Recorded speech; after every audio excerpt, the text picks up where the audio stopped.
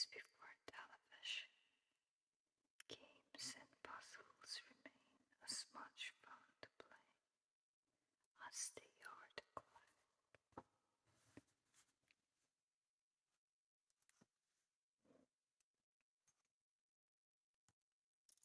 Although for many, the 1930s was a decade of poverty and hardship, for those in work, it was a time of increased leisure and rising incomes. Regular movie-going and sports of all kinds became tremendously popular. There was also a great boom in games and puzzles played at home by both adults and children alike. Some of these games have been around for a very long time. Chess arrived from India some 1400 years ago. Drafts was invented in France in the 12th century, and Ludo, which the Victorians claim to have invented, is actually a simplified form of an ancient Indian game called pachisi.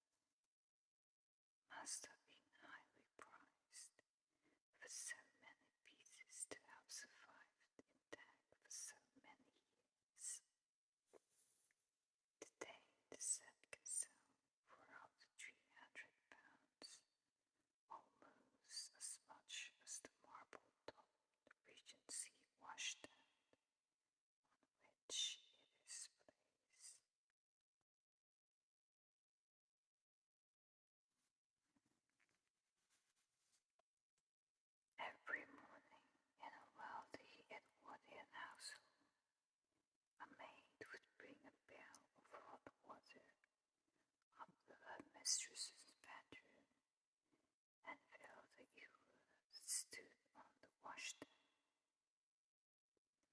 Along with the ewer and matching basin was everything a woman might need for her daily toilet. There was usually a soap dish, a sponge dish, and a toothbrush holder. The soap dish was a little bowl with a lid, and either a rich bottom or a removable liner with holes in it to let the soap dry. The toothbrush holder was either a long dish with a lid or a little vase in which the toothbrush stood upright. Some sets might include a matching chamber pot and a slop pail for the dirty water, which the maid would take away.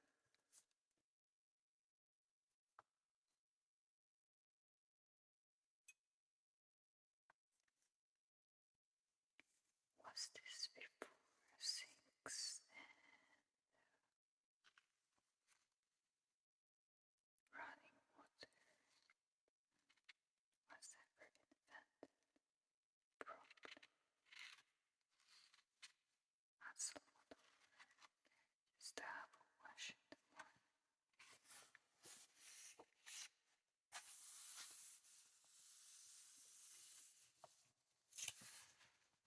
Jugs and bowls, many toilet sets were split up when they went out of fashion, so it is quite rare to find large sets made up of more than 5 or 6 pieces. Even smaller sets fetch very high prices. Art Nouveau Minton, with clean, fluid lines and striking floral design, characteristic of the period from 1905 to 20. A transfer printed set from circa 1930. The transfer printing is of good quality, but the gilt is badly worn, particularly around the rim of the basin.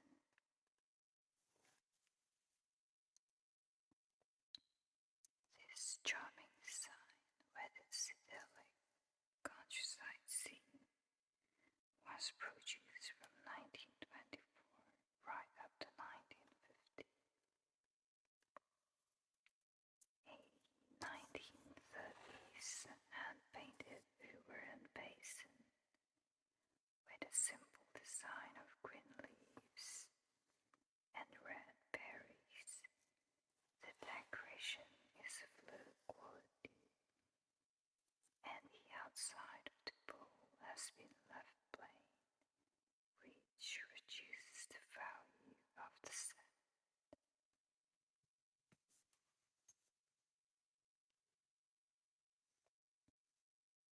Piping down the valleys, read the words running around the decorative border of this beautiful pastoral set.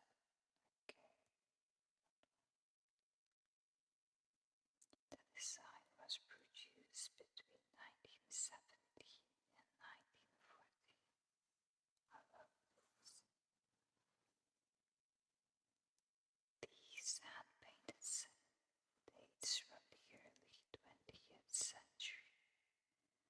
The ewer's ship design is repeated on the floor of the basin. An Edwardian set from Staffordshire with a transfer printed bird and a flower design. The low price reflects the minimal decoration.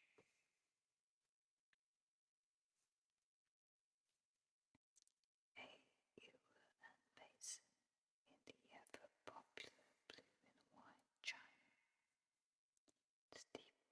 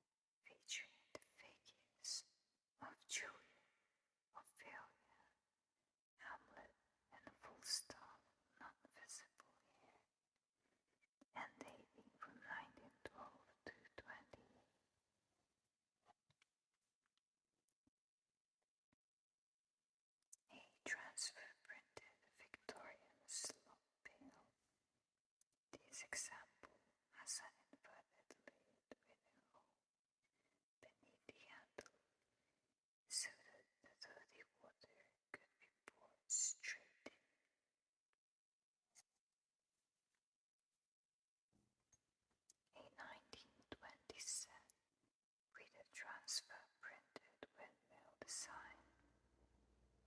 The toothbrush holder is of the upright vase style. An Edwardian sponge dish, pictured here with the liner reversed formalin and the revealed decoration, which would normally have been hidden from view.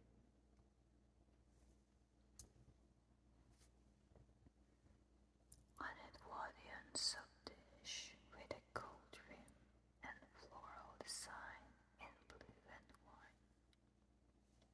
The quality of decoration is very fine, and the gold trim is in near perfect condition, even on the knob of the lid. More unusual pieces, such as these toothbrush holder, fetch surprisingly high prices today. The transfer printing both inside and out adds to its value. Dealer's tips. Guys, if you're a dealer, you can read that one. By the way, I'll put this up on eBay. You can check for links in the description box below. Compare and contrast. The collected handle, fluted lip, and reed basin make this Edwardian jug extremely collectible. The collectability of this set is increased by the basin being decorated on both sides, though allure is unusual in having a spout. The classical simplicity of line on this late Victorian set is less sought after than the more ornate designs. Yeah, this is actually the most beautiful and most collectible of the three.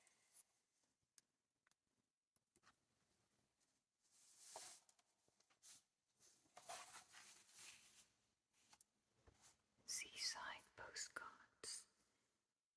Seaside postcards have a special place in the collector's heart, not least because of their variety and affordability.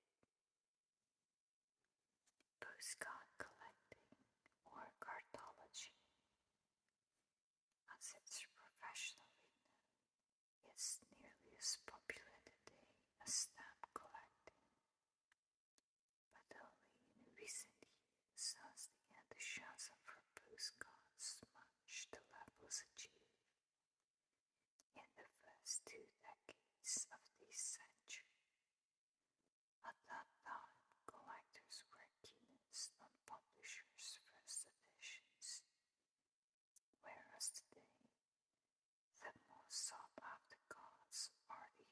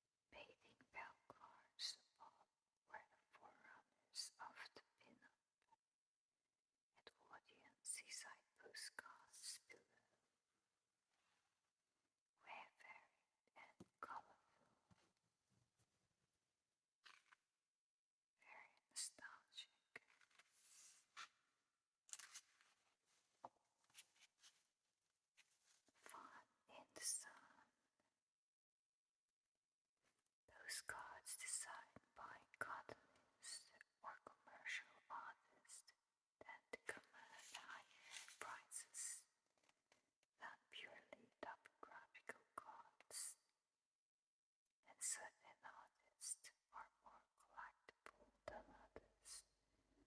Look out for Donald McHale, whose well-rounded women, hand-packed husbands, and double and tetra captions were immensely popular with generations of holiday makers.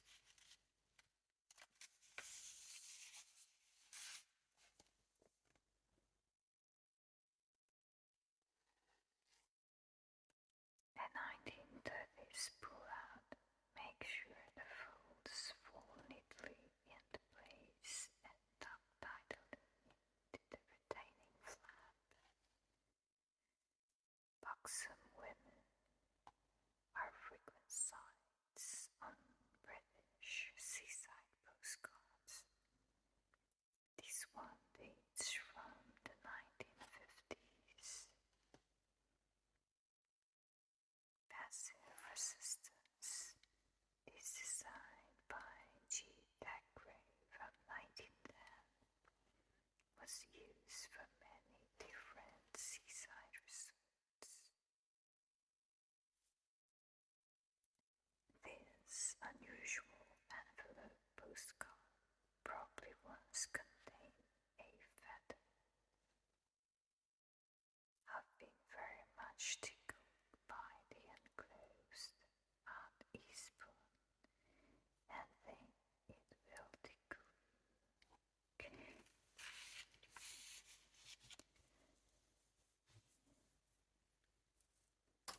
This Edwardian cartoon postcard was no doubt very risky in 1910. A typical card by Donald McHale, who became known as the Leonardo of the saucy postcard.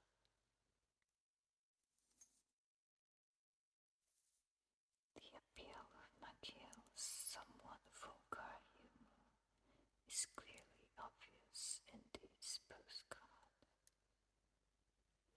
The sand is cold, the sky is blue. You can see my ass, but it can't see you. Seaside Comforts by Tom Brown. Brown had made a name for himself as a punch cartoonist before he began designing postcards. Escape from a woman's traditional rule was only temporary. This week, having a grand time. Next week, back to Earth.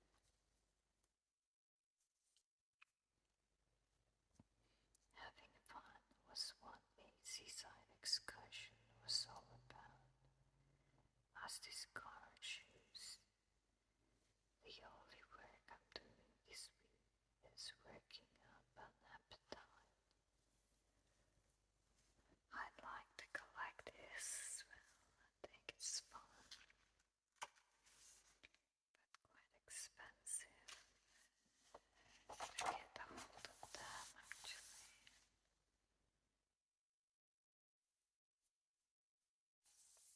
Close up on artists.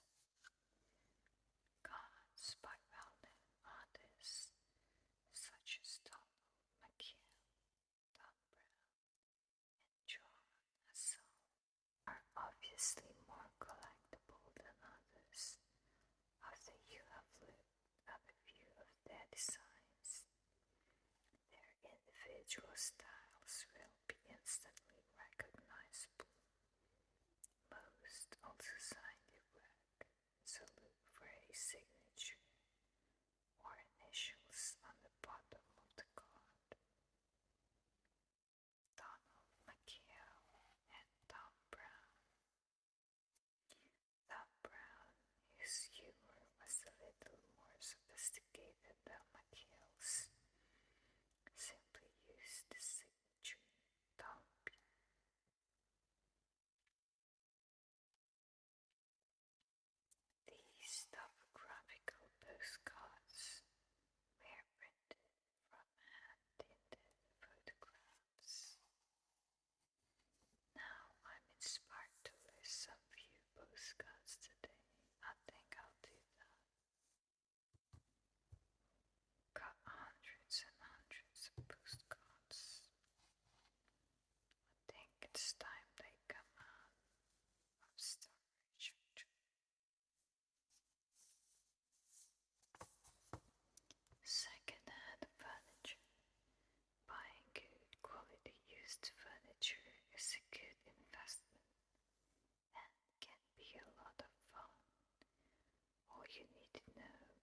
to spot faults and whether they can be easily repaired. Browsing around second-hand furniture shops is a great way to spend an afternoon.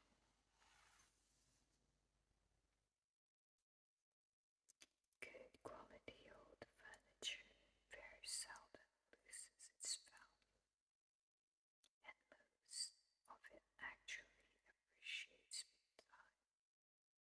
It's advisable to stick to 19th and 20th century pieces though, because earlier ones tend to be very expensive and should only be restored by an expert. Tell you where you can get them for cheap. Check on your local Facebook marketplace, because a lot of old people are moving to retirement villages and they can carry bulky furniture with them.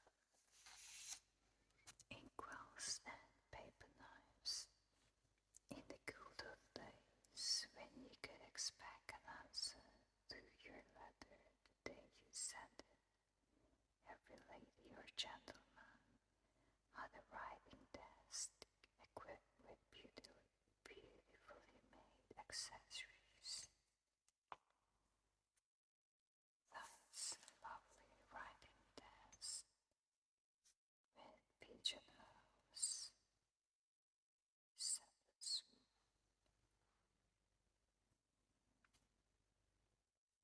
Before the telephone was invented, everyone always communicated by post, and the huge volume of correspondence needed careful organization. All of these are very collectible, everything.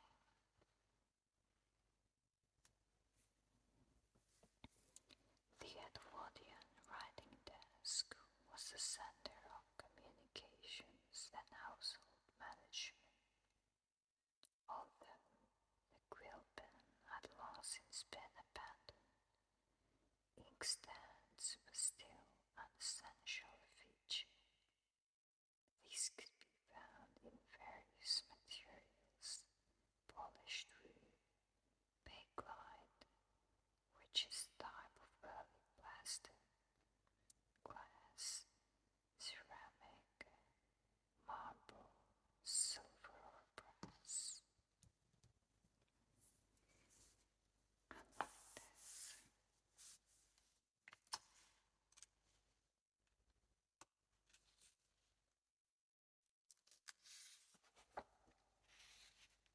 Desk equipment.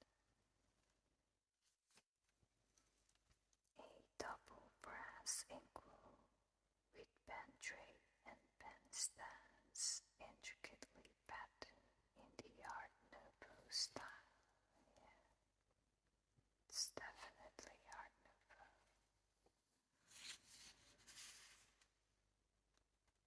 A marble inkstand with double inkwells in glass bound with silver. The tops of the bottles are also of marble, and the base is mounted on a silver plate with round feet.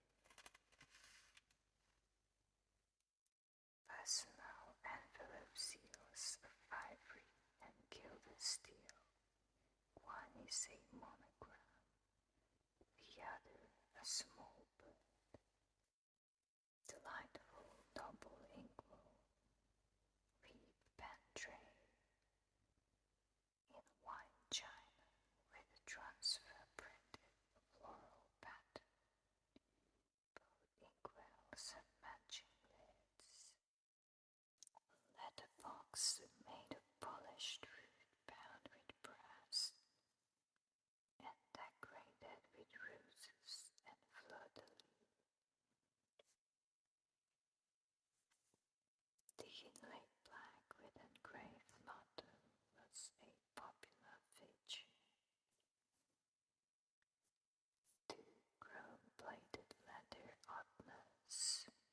standard, one small display the characteristic narrow pointed blade. Ivory paper knife with an intricately carved handle in the form of a hand and sleeve. The hand is grasping the typically wide flat blade. Traveling inkwell made of steel, which could be packed flat without risk of spillage and swiveled to an upright position when required.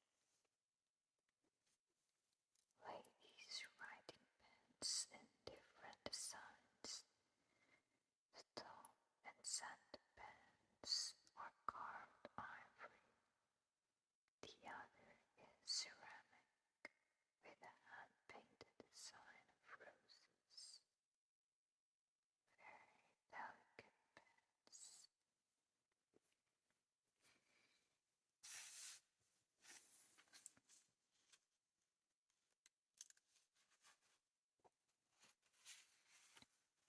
Foreign writing materials are also highly collectible. These Cairo-ware traveling quill holder and inkwell set is called a calanta.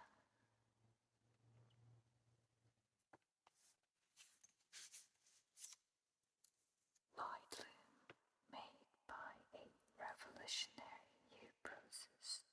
Lloyd Loom furniture came in a wide range of lightweight styles that remain as versatile as they are attractive. Wicker furniture was extremely popular during the 19th century, though the craft of plaiting or weaving strips of willow or rattan into baskets and pieces of furniture had been practiced for many generations. But making wicker furniture by hand was labor-intensive. It could take a skilled worker 12 to 14 hours to weave the body of one article, making it costly to make and expensive to buy. Lloyd Loom in London.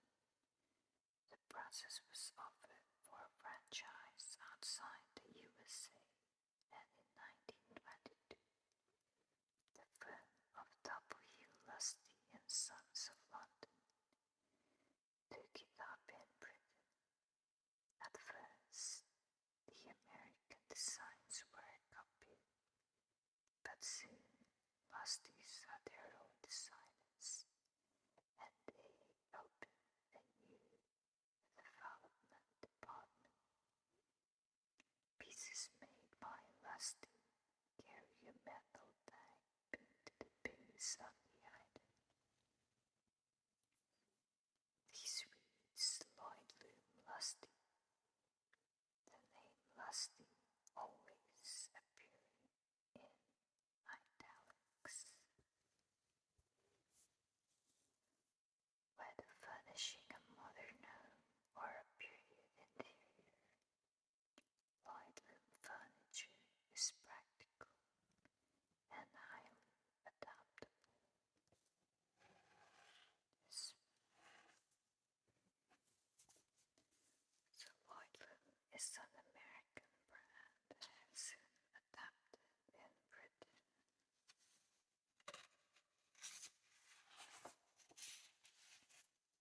Lloyd Loom furniture. Lloyd Loom furniture is still robust enough to be used today, having stood up well to the wear and tear of the years. Despite being made of paper, the woven fiber used in Lloyd Loom is highly durable because the warp threads are reinforced with steel wire.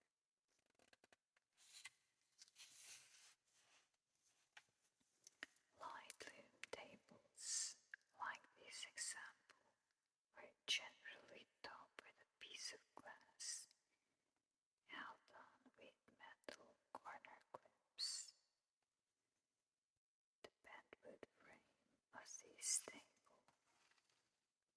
has been left bare. Only the top left has been made of Lloyd Loom and finished with a glass top. This linen basket with a dome lid and cylindrical shape was made in the 1930s. The loop handle is made of Lloyd Loom fiber, as is the plaited trim running around the edge of the basket's lid.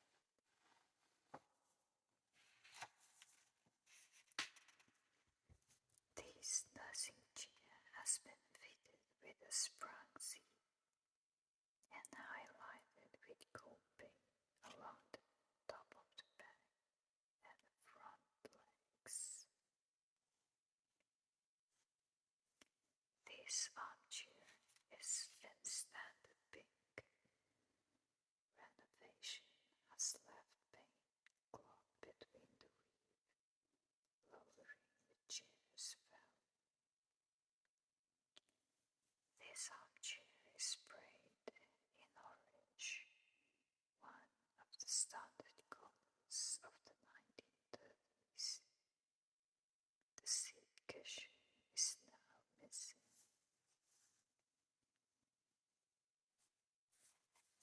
1950s chair with distinctive weave, but influenced by 50s style, particularly the use of a plastic-coated metal frame rather than a wooden one.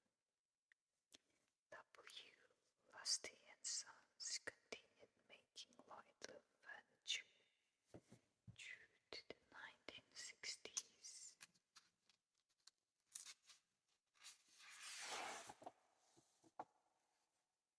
Linen basket. You can still see a lot of these in Facebook Marketplace. So coming in part 5, music boxes, buttons, picnic hampers, rooftop desk, mending broken china, part 2, children's china, and secret cards. We've got loads of these. Not sure how collectible they are nowadays. What's it for? These elegant fashion accessories were a must for every Edwardian lady with any claim to style. They are not often seen today, but once they were worn with a number of different outfits and ensembles. Parasols were once an essential fashion item. Many had interchangeable handles, such as this one in onyx and silver gilt with matching spikes.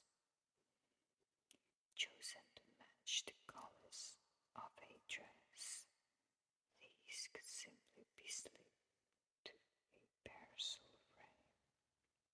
Okay, now we know. Okay guys, that's the